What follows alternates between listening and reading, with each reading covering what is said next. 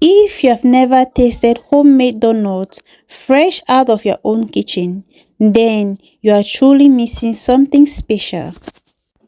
But you are in the right place because today I'll be sharing this simple recipe that's easy to follow and turns out soft, fluffy, and delicious always.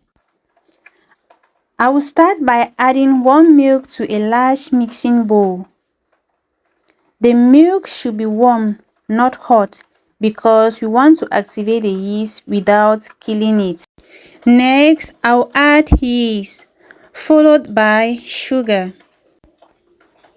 I'll give everything a quick stir using a whisk and let it sit for about 5 to 10 minutes until it becomes nice and foamy. While the mixture is resting, I'll go ahead and extract my lemon juice. Then I'll crack 2 eggs that I will use for this recipe. At this stage, the mixture is foamy. This tells us the yeast is active and ready to work. Now, I'll add the sugar, the eggs, lemon juice, the flour, and salt.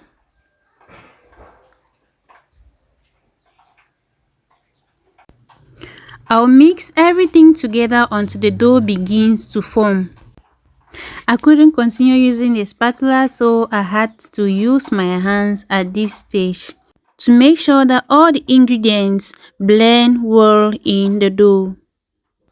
After mixing for a while, I'll add the butter at this stage.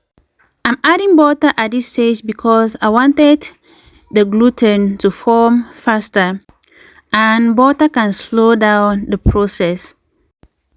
Once everything comes together, I will transfer the dough onto a lightly flat surface and continue kneading it for about 8 to 10 minutes. As you knead, you will notice the dough becoming smoother, softer, and more elastic.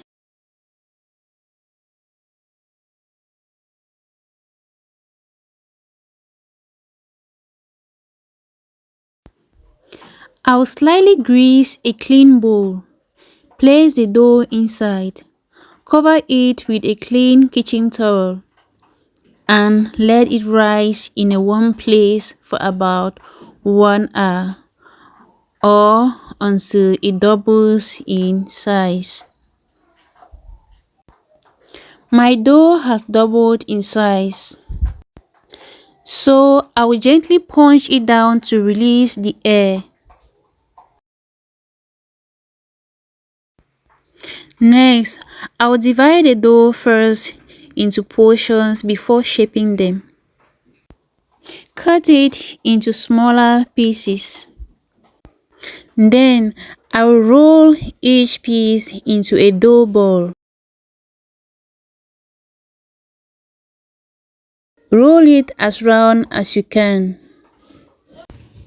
Next, I will gently press each ball with my hands. For the centers, I will use a bottle cap to cut it out.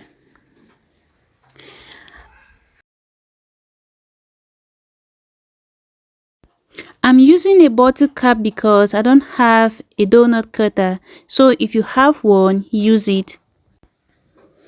I will place the shaped donuts on a tray sprinkled with some flour and cover them again. They will rest for another 20 to 30 minutes so they can puff up before frying. My oil is heating over medium heat. It's important that the oil isn't too hot, otherwise the donuts will brown too quickly while the inside stays uncooked. I will carefully lower the donuts into the oil, making sure not to overcrowd the pot.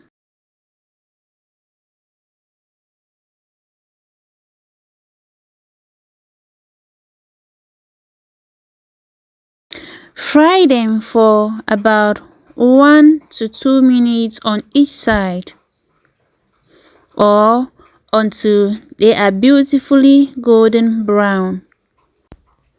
Once they are done, I will transfer them to a strainer to drain any excess oil.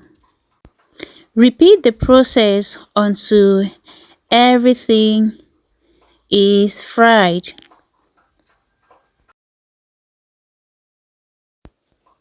While they are still slightly warm, I will coat them with some cinnamon powder and some powdered sugar.